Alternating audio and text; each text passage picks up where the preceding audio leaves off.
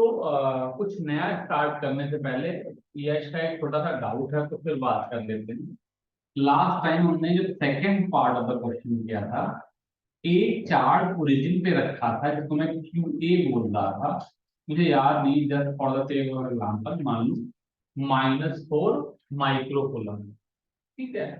एक chart B यहाँ पे रखा था, मुझे नंबर याद नहीं है, और मान लेते हैं ये 2 मिली कूलम था। और फिर कोऑर्डिनेट कुछ भी ले लेते हैं, मान लो 3, 2 ले लेते हैं, याद नहीं है। एक चीज मैंने -1, √3 पे रखी थी, -1, √3 पे।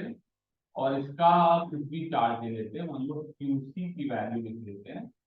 इसको भी 2 मिली कूलम ले लेते हैं। ठीक है, डिवाइड 1 मिली कूलम था, बट नंबर बदल लेंगे, कोई फर्क नहीं पड़ता। ठीक है। तो अब क्या हुआ, बल्कि लास्ट टाइम आई थिंक ये भी नेगेटिव था, चलो इधर पॉजिटिव कर लेते हैं। तो इस बार क्या हो जाएगा, मुझे ए पे फोर्स निकालना है, तो हम फिर क्या कह रहे हैं, ए पे 2 फोर्स लग रहे हैं। एक ए पे सी की वजह से और एक ए पे सी की वजह से। ठीक है। ए पे जो बी है ये -4 है, ये +2 है, इसलिए अट्रैक्टिव फोर्स लेगा। अट्रैक्टिव फोर्स लेगा, इसका मतलब ये फोर्स, इसको मैं एफ ए बी कह दूं। एफ ए बी का जो मैग्नीट्यूड है वो 9 × 10⁻⁹ इंटू 4 × 4 × 10⁻⁻⁹ अपॉन 3² है। ये 8 न्यूटन है, और चूंकि राइट की तरफ लग रहा है इसलिए अलोंग आई कैप दिशा। यहाँ पर क्यूसी और क्यूए ऑपोजिट साइन के हैं, तो ये फोर्स फिर से अट्रैक्टिव हो गया, वाई लाइट बंद करो, ऊपर समझ लेंगे। ठीक है, फोर्स फिर से अट्रैक्टिव हो गया। अट्रैक्टिव का मतलब इस दिशा में लगेगा। इस फोर्स का नाम अगर मैं एफ ए सी लिख लूं, तो एफ ए सी का मैग्नीट्यूड, चूंकि मैंने सेम चार्जेस ले लिए हैं इसलिए ये भी 8 न्यूटन हो जाएगा। लेकिन जो इसका यूनिट वेक्टर है वो 120 डिग्री के एंगल पर है। तो कोई वेक्टर जो एक्स एक्सिस के साथ थीटा एंगल बना रहा होता है, उसका यूनिट वेक्टर होता है cos थीटा आई प्लस थीटा जे।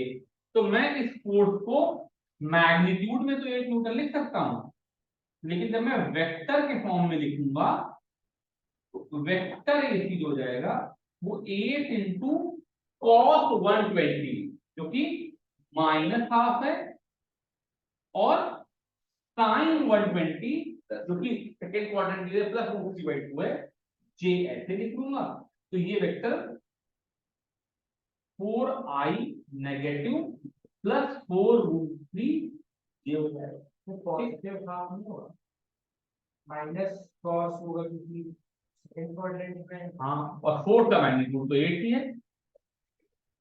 फोर्थ तो मैग्नीट्यूड ही ना, मैग्नीट्यूड तो पॉजिटिव ही होगा, cos नेगेटिव। ऑब्वियसली जो चीज इधर जा रही है उसका x कोऑर्डिनेट नेगेटिव होगा, y कोऑर्डिनेट पॉजिटिव है, तो सेकंड कोऑर्डिनेट में लगा ना वो, ऐसे उधर तिरछी तरफ जा रहा है, तो इसका मतलब इसका x नेगेटिव होना है, y तो पॉजिटिव x तो हो ही नहीं सकता। पॉजिटिव x के लिए तो ऐसा या ऐसा फोर्स होता। तो यहां से मेरे पास FAC आ गया। अब हम इन दोनों वेक्टर्स को ऐड कर सकते हैं, तो नेट फोर्स ऑन ए जो हो जाएगा ये -4i और ये +8i जोड़ करके 4i हो जाएंगे, और प्लस 4√3/2 जे हो जाएगा, जो कि कुछ ऐसे बीच में आ जाएगा। और फिर मैं इसका मैग्नीट्यूड निकाल सकता हूं, इसका डायरेक्शन निकाल। ठीक है, गुड। दूसरी बात, यहाँ पे समझ लो कि ज्यादातर सवाल उन लोगों के स्कूल के लेवल के होंगे, उनमें ये फोर्स की निकालना पूछा जाएगा। ये वेक्टर आना एक अलग समस्या है।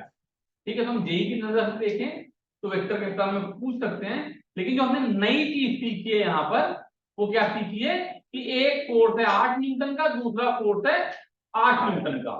ये फोर्स हमने इस चैप्टर में सीखा है। अब उसको रिजॉल्व कैसे करें, उसको ऐड कैसे करें, ये सारे जो बवाल है, ये तो 11th की पढ़ाई है, जो पिछले बोर्ड में जनरली नहीं पूछे जाएंगे। ऑब्वियसली कंपटीशन में तो 11th 12th मिला के पूछा जाता है, तो कुछ नहीं पूछेगा। ठीक है।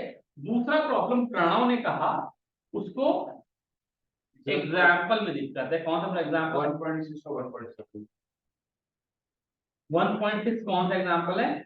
So you consider three charges Q2, Q3. ठीक है, तो ये बहुत आसान सवाल था, इसमें ज्यादा मेहनत करने की जरूरत नहीं थी, क्योंकि हो क्या रहा था, ये इक्विलेटरल ट्रायंगल था, इसके तीनों कॉर्नर पर क्यू क्यू क्यू चार्ज रखे थे और सेंटर पे कैपिटल क्यू रखा था। तो वैसे ही बिना कुछ सॉल्व किए भी अगर हमको मुझसे पूछे तो मैं उसको कह सकता हूँ कि बाई सिमेट्री नेट फोर्स 0 होगा। लेकिन जबरदस्ती अगर मैं मान लो सॉल्व करने पे आ ही जाऊं तो मुझे बहुत ढेर सारी कैलकुलेशन करनी पड़ेगी। मैं तुमको जल्दी जल्दी करके दिखा सकता हूँ, पर तुम्हें अपने हाथ से करनी पड़ेगी। तो पहली बात तो क्या है कि मुझे इन तीनों लाइनों को जोड़ लेना चाहिए, बिकॉज मेरे फोर्सेस रेडियल लगते हैं। ठीक है, इन दूरियों की वैल्यू पता होनी चाहिए। तो इक्विलेटरल ट्रायंगल का साइड अगर एल है तो ये वाली दूरी कितनी हो जाएगी? √3/2l, बिकॉज वो परपेंडिकुलर है cos 30 या sin 60 की वैल्यू। और जो सेंट्रॉइड है इसको 2:1 के रेशियो में बांटता है। जो ऊपर वाली लेंथ है ये हो जाएगी 2/3 ऑफ √3l/2। तो ये L/√3। यहां तक कोई दिक्कत नहीं? अच्छा, तो अब क्या कहते हैं, तीन फोर्सेस लगेंगे, जिन तीनों फोर्सेस का मैग्नीट्यूड के Q Q upon L square by 3 हो जाएगा, जो कि 3 k³/l²। ये भी कोई समस्या वाली बात नहीं है। अब तीसरी बात है इनको वेक्टर के फॉर्म में कैसे लिखें। तो ये वाला जो क्यू है ये नीचे की तरफ फोर्स लगाएगा, इसको मैं -fj लिख लूं तो कोई बुरा तो नहीं मानेगा? ये -j की दिशा में है। हाँ बोलो बोलो। चार्ज पता नहीं क्यों सेम अज्यूमिंग दी दिया होगा, सेम टाइम मैं अज्यूम करूं क्यू और कैपिटल क्यू, वहां माइनस क्यू किया होगा, तो अगर क्यू मान लो नेगेटिव नंबर है तो जो एफ हो जाएगा वो नेगेटिव, क्योंकि अगर दोनों का साइन सेम है तो रिपेल करेगा। रिपेल करेगा मतलब अपनी तरफ नहीं खींचेगा, दूसरी खींचेगा। ठीक है, ये वाला जो क्यू है ये इस दिशा में फोर्स लगाएगा, तो ये वाला पूरा एंगल 60 है, इसलिए ये एंगल 30 है। तो इसका जो एक्स एक्सिस के साथ कंपोनेंट तो जो एंगल होगा वो भी 30 हो जाएगा। इस F2 की वैल्यू हो जाएगी F cos 30 I plus F sin 30 j, जो कि हो जाएगा F√3/2I प्लस F/2j। और ऐसे ही ये वाला जो क्यू है ये इधर फोर्स लगाएगा, ये वाला एंगल पहले की तरह से 30 हो जाएगा, इसलिए 150 हो जाएगा। तो वेक्टर F3 की वैल्यू हो जाएगी F cos 150I। अब मैं इसको -cos 30 भी लिख सकता था, पर मैं जानबूझ कर cos 150 ले रहा हूं, बिकॉज मैं अपने हर वेक्टर को F cos theta i plus F sin theta j भी लिखना चाहता हूं, जहां पे थीटा की वैल्यू वेक्टर और एक्स एक्सिस के बीच का एंगल है, ताकि हमें सोचने वाली बात गलतियां ना हो। जो बेसिक फॉर्मूला है वो क्या है कि यदि कोई वेक्टर एक्स एक्सिस के साथ थीटा एंगल बना रहा है तो उसका x component f cos theta या a cos थीटा जो भी है, उसका y component a sin theta या f sin थीटा जो भी है। ठीक है, और ऑब्वियसली मैं cos 150 की वैल्यू सोचने में परेशान होता हूं, तो ये परेशानी गलत है, उसका सॉल्यूशन नहीं खोजना है, उसकी वैल्यू याद होनी चाहिए। ठीक है, तो ये f cos 150i plus f sin 150j हो जाएगा। इन लोगों को नहीं पता है cos 150 की वैल्यू -cos 30 हो जाएगी, बिकॉज वो नेगेटिव एक्स एक्सिस के अबाउट है, और sin 150 की वैल्यू प्लस sin 30 हो जाएगी। तो ये वेक्टर -f√3/2i और प्लस f/2j हो जाएगा। जब मैं इन तीनों वेक्टर को ऐड करूंगा तो यहाँ पे i नहीं है, यहाँ पे i कैंसिल हो जाएंगे, यहां का -fj इस f/2j और f/2j के साथ कैंसिल हो जाएगा, इसलिए f1 plus f2 plus f3 जब वेक्टर के फॉर्म में लिखे जाएंगे तो ये 0i प्लस 0j हो जाएंगे, जो कि 0 है।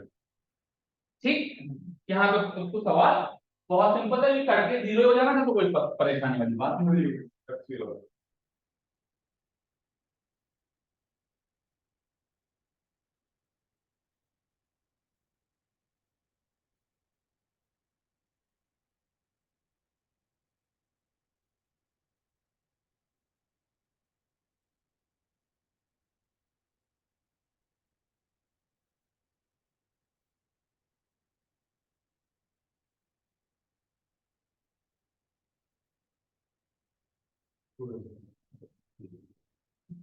की बार क्या हुआ,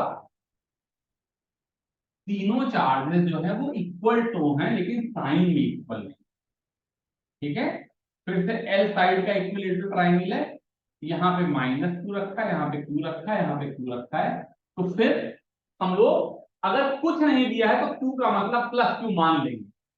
ठीक है, हालांकि अगर वो माइनस भी हो जाए तो कोई फर्क नहीं, डायरेक्शन बदल लेंगे, लेकिन अगर कुछ नहीं रखा तो q का मतलब +q। तो पहली बात तो क्या है कि जो तीनों फोर्सेस एक दूसरे के ऊपर लगाएंगे, उस फोर्स का मैग्नीट्यूड सबके लिए बराबर होगा, इसलिए उसके लिए हम लोग परेशान हैं कि सारे चार्जेस का प्रोडक्ट q स्क्वायर है और डिस्टेंस का स्क्वायर l स्क्वायर है। अब नेगेटिव चार्ज को दोनों अट्रैक्ट करेंगे, इसलिए ये वाले फोर्सेस ऐसे लग जाएंगे, ये पॉजिटिव चार्ज को ये पॉजिटिव चार्ज रिपेल करेगा, लेकिन वो नेगेटिव चार्ज अट्रैक्ट करेगा। ठीक है, अब यहाँ पर एक बड़ी सुंदर सी बात आ गई, हम लोग डायरेक्ट भी कर सकते हैं। एक तरीका यही है कि इन वेक्टर्स को आई कैप जे कैप के फॉर्म में रिजॉल्व कर ले। जैसे ये वाला वेक्टर जो है ये एक्स एक्सिस का -60 एंगल बना रहा है, ये वाला वेक्टर -120 एंगल बना रहा है, तो हम लोग रिजॉल्व कर सकते हैं। लेकिन दूसरा तरीका क्या है कि अगर दो वेक्टर हों ए और बी और उनके बीच का एंगल थीटा मुझे पता हो, तो उनका magnitude √a² + b² + 2ab cos theta हो जाता है। ठीक है, तो उस तरीके से देख लें या ऐसे देख लें, अगर ये वेक्टर f है तो इसका ये वाला कंपोनेंट f/2 हो जाएगा। अब देखो मैं जल्दी जल्दी करने लगा, अब मैं आई जे ना लिख करके, तो समय खराब करने वाली बात ना, तो दो पढ़ाई है, एक है मैं बोर्ड के लिए पढ़ रहा हूँ और एक में कंपटीशन के लिए पढ़ रहा हूँ, तो कंपटीशन में जल्दी से कर ले तो ज्यादा अच्छा है। तो ये वाला वेक्टर क्या हो जाएगा, f/2 और √3f/2। इस वेक्टर के कंपोनेंट लिखूंगा, तो चूंकि ये वाला एंगल 60 है, इसलिए ये वाला f/2 और इधर एक और √3f/2। तो ये f/2 कट गए, ये दोनों जुड़ करके √3f आ गए। ठीक है, तो ऊपर वाली चार्ज पे लगने वाला फोर्स √3। ठीक है, ये ऐसे भी हो सकता था, अगर मैं इनके बीच के एंगल को 60 लूं तो √f² + f² + 2f² cos 60, जो वेक्टर एडिशन होता है वो रिजल्टेंट की वैल्यू होती है √a² + b² + 2ab cos theta. तो ये f² + f² + 2f² cos 60 हो जाता, जो कि हाफ हो जाता, तो ये √3f² आ जाना था, जो कि √3। ये वाले दोनों वेक्टर हैं, इनके बीच का एंगल 120 डिग्री है। एक को डायरेक्ट इस फॉर्मूले से r' लिखना चाहूं तो हो जाएगा f² + f² + 2f² cos 120, जिसकी वैल्यू -½ होती है। तो ये -½ जो है ये उस f² को कैंसिल करके √f² करके f हो जाएगा। तो ये जो फोर्सेस होंगे ये ऑब्वियसली डायगोनल की तरफ और x मैग्नीट्यूड के हो जाएंगे, दोनों 120 डिग्री पे इक्वल है, तो 60 के एंगल पे आ जाए। ठीक है, इसको ऐसे लिख सकते हैं। और दूसरा तरीका क्या है, इस फोर्स को लिखूं F और इस फोर्स को लिखूं, ये वाला एंगल 60 है, इसलिए -f/2i + √3f/2j, और ये fi, तो दोनों जुड़ेंगे तो क्या हो जाएगा, -f/2 और +f जुड़ करके f/2i + √3/2f × j। ठीक है, और यहां पर ये -fi हो जाएगा और ये +f/2 हो जाएगा, तो जो रिजल्टेंट हो जाएगा वो -f/2i + √3/2fj हो जाएगा। ऐसे ij की फॉर्म में भी ऐड कर सकते हैं, और ये √a² + b² + 2ab से भी ऐड कर 2ab cos थीटा से। ठीक है, तो जो नई चीज हमने पढ़ी वो खाली ये लाइन पढ़ी, उसके बाद जितना काम कर रहे हैं वो क्या कर रहे हैं कि वेक्टर का ऐड कैसे करना। ठीक है, वेक्टर की दिशा कौन सी, ये हमने नया पढ़ा कि भाई ये दोनों अट्रैक्ट हो रहे हैं दोनों वेक्टर नीचे, इसमें एक अट्रैक्ट हो रहा है एक रिपेल हो रहा है, तो एक उधर की तरफ है एक एक्स एक्सिस पे। ये बात हमने इलेक्ट्रोस्टैटिक्स में पढ़ी। उसके बाद जो तुम लोगों की समस्या हो रही है इसका इलेक्ट्रोस्टैटिक्स से कोई लेना देना नहीं, ये वेक्टर की समस्या है, इसको अलग तरीके से समझाया जाए। ठीक है, चलो अब अगर तुम्हें याद हो तो जब हम लोग ग्रेविटेशन पढ़ते थे तो हम कहते थे कि भाई ये अर्थ है या कोई भी मास है, इससे आर दूरी पर अगर कोई दूसरा मास रखा है तो जो फोर्स हो जाता था वो जी capital M small M by R square हो जाता था। और फिर हम लोग एक ग्रेविटेशनल फील्ड की बात करते थे जो कि ऑब्वियसली फोर्स अपॉन मास कर लेते थे, इसलिए उसको एक्सेलरेशन कह देते थे और उसकी वैल्यू हो जाती थी G M by R square. तो ये क्या हो जाता था, फोर्स पर यूनिट मास। तो चूंकि ग्रेविटी मास पे डिपेंडेंट है तो यूनिट मास की बॉडी पे कितना फोर्स लग रहा है उसको हम ग्रेविटेशनल फील्ड कहते हैं। अब उसी एनालॉजी से अगर देखें तो अगर मेरे पास एक कैपिटल क्यू चार्ज है और यहां से आर दूरी पर एक स्मॉल क्यू चीज रखी है तो फोर्स कितना हो जाएगा 1/4 पाई एप्सिलॉन नॉट, जिसको तुम क्यू भी बोल सकते के भी बोल सकते हो, into Q capital Q by R square. और फोर्स पर यूनिट चार्ज कितना हो जाएगा Q upon 4 pi epsilon naught R square. इस चीज को हम इलेक्ट्रिक फील्ड बोलते हैं। हम कहते हैं अगर मेरे पास यूनिट पॉजिटिव चार्ज हो तो उसके ऊपर लगने वाला फोर्स जो होगा वो मैग्नीट्यूड में इलेक्ट्रिक फील्ड के बराबर होगा और उसको हम इलेक्ट्रिक फील्ड बोलते हैं। उसका फॉर्मूला क्या है 1/4 पाई एप्सिलॉन नॉट Q1 Q2 नहीं, खाली Q बाई आर स्क्वायर। ये Q तो कट जाना है, ठीक है। अब अगर हम लोग चाहते तो इस टॉपिक पे पूरा पूरा काफी ढेर सारी बातें कर सकते हैं, लेकिन मेरा अनुभव है कि ऐसे बहुत ढेर सारी जो बातें हम लोग करते हैं वो कोई सुनता नहीं है, इसलिए हम अभी बात नहीं करना चाह रहे हैं। तो अगर ध्यान देना चाहो तो उन्होंने देखो 4 पॉइंट बताए, ठीक है। तो पहला पॉइंट उन्होंने क्या कहा है कि ये हम कह रहे हैं फोर्स पर यूनिट चार्ज, यानी कि Q की वैल्यू जब 1 हो तो फोर्स कितना है। लेकिन कोई जरूरी नहीं कि मेरे स्मॉल q की वैल्यू 1 हो, हम कोई भी चार्ज ले लें उसको स्मॉल फोर्स निकालें उसको स्मॉल q से डिवाइड कर दें तो वो इलेक्ट्रिक फील्ड आ जाएगी। आइडियल केस में जो स्मॉल q हो वो जितना छोटा हो उतना अच्छा है। ये छोटे से अच्छा क्यों है कभी और बताएंगे, लेकिन इन्होंने जो लोग मैथ्स के बच्चे वो जानते हैं, इन्होंने कह दिया कि इलेक्ट्रिक फील्ड की जो असली डेफिनेशन है वो फोर्स अपॉन चार्ज ना हो करके limit Q tending to 0 force upon charge, ठीक है। मतलब हम बहुत छोटा चार्ज अगर वहां पे लेके आए तो जो फोर्स है उसको चार्ज से डिवाइड कर रहे हैं इलेक्ट्रिक। दूसरी भी बात ये कह रहे हैं कि हमने कहा कि अगर यहां पर स्मॉल q रखें तो जो फोर्स लगेगा उसको डिवाइडेड बाई q करें तो इलेक्ट्रिक फील्ड है। लेकिन अगर मैं यहाँ पे कुछ भी ना रखूं तो भी यहाँ पे इलेक्ट्रिक फील्ड है। जैसे कोई पूछे कि यहाँ पर हवा में कोई चीज रखी नहीं थी, यहाँ पे ग्रेविटी है, तो ग्रेविटी यहाँ पे है, यहाँ पे पेन रखोगे तो इसमें फोर्स लगेगा, पेन नहीं रखोगे तो भी ग्रेविटी है। जो फील्ड है वो इस पेन की मोहताज नहीं है, पेन होगा तो उस पर लगेगी, नहीं होगा तो तुमको उसका इफेक्ट नहीं दिखाई देगा। अदरवाइज फील्ड अपने आप में एक अलग फिजिकल क्वांटिटी है जो हम पेन की मदद से देख रहे हैं। तो स्मॉल क्यू की जरूरत क्यों है, उस फील्ड को मेजर करने के लिए मुझे जरूरत है।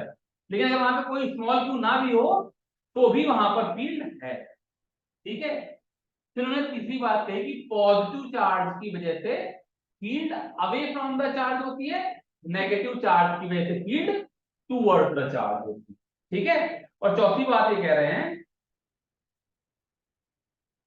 कि चूंकि जो फोर्स है ये खाली डिस्टेंस पे डिपेंडेंट है, इसलिए यहां पर स्फेरिकल सिमेट्री है।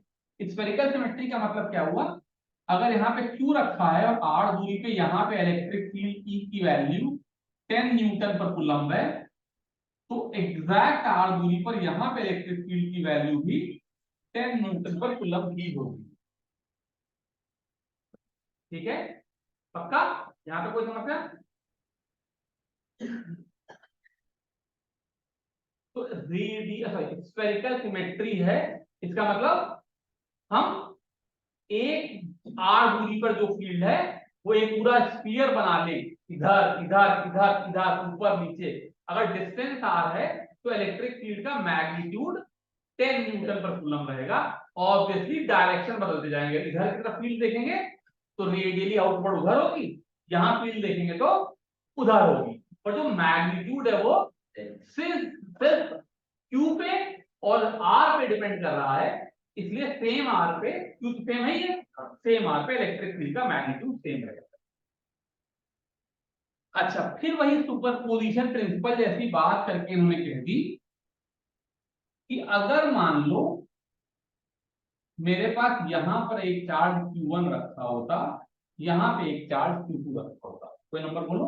जैसे मान लो Q1 की वैल्यू है 4 माइक्रोकूलम और Q2 की वैल्यू है 2 माइक्रोकूलम। ये कोई पॉइंट है 3,0, ये कोई पॉइंट है 0,4, और कोई मुझसे पूछे कि ओरिजिन पे इलेक्ट्रिक फील्ड कितनी, ठीक है, तो हम कहेंगे भैया मेरी इलेक्ट्रिक फील्ड जो है ये दो वेक्टर्स का सम है। कौन सी दो वेक्टर? एक Q1 की वजह से इलेक्ट्रिक फील्ड निकालो E1, एक Q2 की वजह से इलेक्ट्रिक फील्ड निकालो E2, और जो दोनों का रिजल्टेंट है वो नेट इलेक्ट्रिक फील्ड है। अब जैसा कि मैंने तुमको पहले बताया था कि पॉजिटिव चार्ज की वजह से field away from the charge होती है, नेगेटिव चार्ज की वजह से टुवर्ड्स द चार्ज होती है। तो हम इन दोनों में से किसी एक को नेगेटिव कर लेते हैं। किसको नेगेटिव कर लें? प्रणव बोलो। ऊपर वाले को नेगेटिव कर लेते हैं। ऊपर वाले को नेगेटिव कर लेने की वजह से जो Q1 की वजह से फील्ड है E1 वो ऊपर की तरफ होगी, यहां तक कोई दिक्कत? और जो Q2 की वजह से फील्ड है या तो किधर की तरफ होगी? माइनस आई कैप दिशा में, नेगेटिव वेक्टर है, क्योंकि ये पॉजिटिव चार्ज से अवे फ्रॉम कर रहा है। ठीक है, E1 की value 9 into 10 to the power of 9 into 4 into 10 to the power of -6 upon 4 का स्क्वायर हो जाएगा, तो एक 4 कट गया, तो ये 9/4 into 10 to the power of 3 J cap negative, sorry positive. ठीक है, पक्का? क्योंकि ये ऊपर की तरफ जा रही है ना, इसलिए पॉजिटिव जे कैप।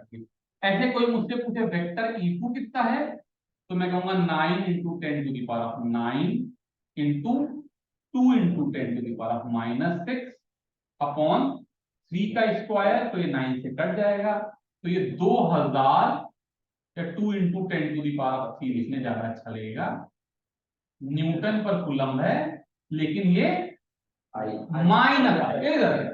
ठीक है, अब मेरे पास दोनों फील्ड आ गई, तो कोई मुझसे पूछे भाई रिजल्टेंट फील्ड कितनी है? E2 है, सॉरी, तो मैं कह दूंगा ये vector E1 plus vector E2 है, तो रिजल्टेंट फील्ड की value -2I plus 9/4J into 10 to the power of 3, अरे -3 न्यूटन पर कूलम। इस तरीके से हम लोग निकाल सकते हैं। कोई कहेगा इसका मैग्नीट्यूड बताओ, तो मैं कह दूंगा magnitude of E is equal to √4 plus 81/16 और into 10 to the power of 3, ऐसे करके निकालना। ठीक है, 2 की बजाय 3 होते, 4 होते, 5 होते, ऐसे ही ऐड करते चले जाते, लेकिन ऑब्वियसली 3, 4, 5 चीजों के फील्ड जनरली हम लोगों को ऐड करनी नहीं पड़ेगी, 2 ही, क्योंकि बहुत ज्यादा हो जाएगी तो 3 चीजों की वजह से। ठीक है, तो इस चीज को यूज करके इन्होंने एक एग्जांपल 1.8 लगाया। एग्जांपल 1.8 को मैं कराना नहीं चाह रहा, ऑब्वियसली तुम लोग करोगे फिर बताएंगे, बट इसमें क्या है, एक इलेक्ट्रॉन इलेक्ट्रिक फील्ड में गिर रहा है।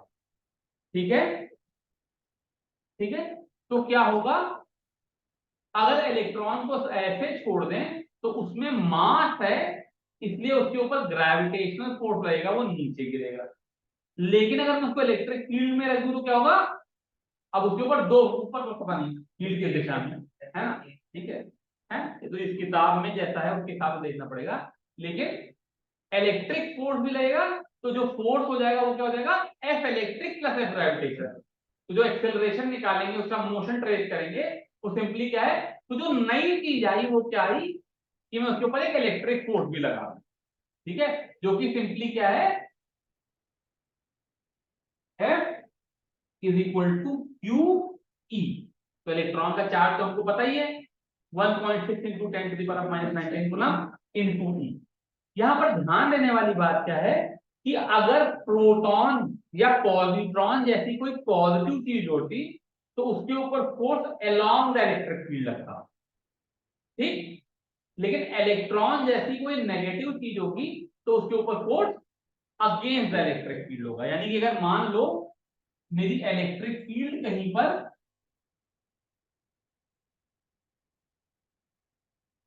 मान लो मेरी इलेक्ट्रिक फील्ड कहीं पर 20 आई है, तो अगर Q is equal to 2 micro coulomb है तो जो फोर्स होगा वो 40 माइक्रो न्यूटन आई कैप होगा। Q इंटू ई की वैल्यू कितनी हो गई, 2 micro coulomb into 20 newton per coulomb, ठीक है, ये मतलब 20 आई का मतलब है 20 न्यूटन पर कूलम अलॉन्ग आई कैप। लेकिन अगर Q मेरा -2 माइक्रो कूलम होता तो मेरा फोर्स -2 माइक्रो कूलम इंटू 20 यानी कि -40 माइक्रो न्यूटन along आई कैप हो जाता है, यानी कि माइनस आई कैप हो जाता। तो सेम दिशा में इलेक्ट्रिक फील्ड के लिए जो +2 चार्ज है वो इधर भागेगा और जो -2 चार्ज है वो इधर भागेगा, जो कि होना भी चाहिए। अपोजिट साइन का मतलब ये है कि दोनों के ऊपर जो लगने वाले फोर्स हैं वो अपोजिट दिशा में। तो फोर्स QE है, उसका डायरेक्शन पॉजिटिव चार्ज के लिए अलोंग ही है, नेगेटिव चार्ज के लिए अवे फ्रॉम, ठीक है। इसको यूज करके हम लोगों को एग्जांपल 1.8 लगाना है और फिर एग्जांपल 1.9 में ये वो एक से ज्यादा फील्ड ऐड करा लेने लगे। तो इसमें क्या कह रहे हैं, मैं ज्यादा तो नहीं बोलूंगा, ये कह रहे हैं यहां पर दो चार्जेस रखें Q1 और Q2 जिनका मैग्नीट्यूड दे दिया है, पर मैं बोलना नहीं चाह रहा हूं, ये Q1 है और ये Q2 है, ठीक है। और ये कह रहे हैं एक पॉइंट है जो यहां पर रखा है, तो यहां पे क्या है, Q1 की इससे थोड़ा पास है, Q2 से थोड़ा दूर है, सवाल में दोनों के मैग्नीट्यूड Q1 Q2 के बराबर है, तो एक इलेक्ट्रिक फील्ड लगेगी E1, ठीक है, बुक में ये जो चार्ज है ये पॉजिटिव है, ये चार्ज जो है वो नेगेटिव है, ठीक है। तो एक फील्ड लगेगी E1, अब मैं बनाना नहीं चाहता तो उसका कुछ मैग्नीट्यूड हो जाएगा KQ/R² और उसका कुछ डायरेक्शन हो जाएगा, पता नहीं प्लस आई कैप को, पता नहीं माइनस आई कैप है, बोलना चाह रहा। ऐसे एक फील्ड लगेगी E2 जो कि KQ/R² हो जाएगा, जिसका R इस पॉइंट और Q2 के बीच की दूरी है, और फिर उसका कोई एक डायरेक्शन हो जाएगा, दोनों को ऐड या सब्ट्रैक्ट कर देंगे, ठीक है।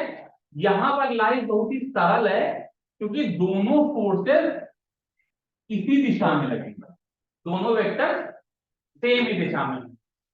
लेकिन जब यहां पे फील्ड निकालनी है तो एक चीज की वजह से फील्ड ऐसे होगी, दूसरे की वजह से ऐसे होगी, तो वेक्टर्स जो है वो ऐड या सब्ट्रैक्ट करने के बजाय थोड़ा सा वेक्टर की तरह से ऐड करने पड़ेंगे। तो या तो उनको आई कैप जे कैप के फॉर्म में रिजॉल्व कर लो, या अगर ये एंगल थीटा निकाल सको तो √of E1 square plus E2 square plus 2E1 into cos theta ऐसे भी निकाल सकते हो, जिस भी तरीके से तुम वेक्टर ऐड करना चाहो वो कर सकते हो। इस तरीके से हम लोग ये दोनों प्रॉब्लम, ये वाला प्रॉब्लम सॉल्व करेंगे।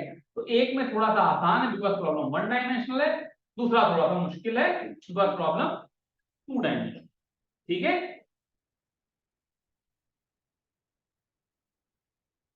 ठीक, बस फिलहाल आज के लिए इतना ही, एक छोटी सी क्लास हुई, ये 2 सवाल लगाओ, मैं तुमको फिर एक असाइनमेंट टाइप कर दूंगा, इसी तरह के 1 सवाल और दे देंगे और वो करके उसके बाद फिर अगला क्लास में करेंगे, ठीक है, गुड।